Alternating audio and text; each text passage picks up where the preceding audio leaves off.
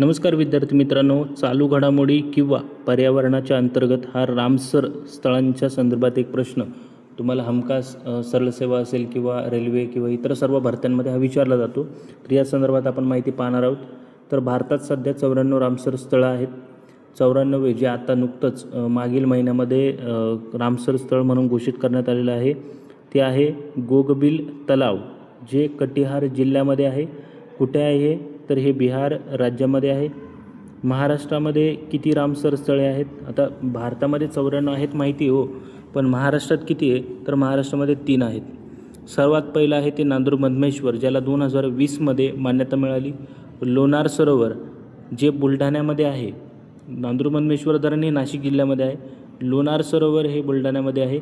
आणि Thane creek flamingo अभयारण्य आहे ते मुंबई आणि ठाणे या एरियामध्ये आहे।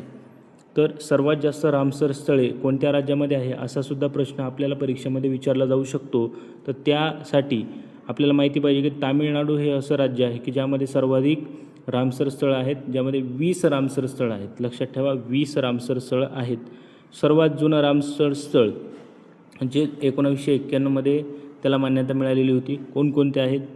तर ते आहे चिल्का सरोवर जे ओडिसा राज्यामध्ये, आणि केवळादेव नॅशनल पार्क हे आहे राजस्थान या राज्यामध्ये। यासोबतच सर्वात मोठं रामसर स्थळ भारतामधलं कोणतं आहे? तर ते आहे सुंदरबन वेटलँड, पश्चिम बंगालमध्ये आहे। तर सर्वात लहान जे रामसर स्थळ आहे ते रेणुका वेटलँड, हिमाचल प्रदेश या राज्यामध्ये आहे। तर अशाच संदर्भात नोकरी अपडेट्स असतील किंवा असे शॉर्ट टॉपिकबद्दल रील्स किंवा शॉर्ट व्हिडिओ जर तुम्हाला पाहिजे असतील तर आपल्या चॅनलला नक्की सबस्क्राईब करून ठेवा आणि या व्हिडिओला एक लाईक नक्की करा। तुम्हाला जर वाटलं असेल की तुमचं थोडं तरी नॉलेज इम्प्रूव्ह होईल तरी तुम्ही या व्हिडिओला लाईक करू शकता मित्रांनो। थँक्यू।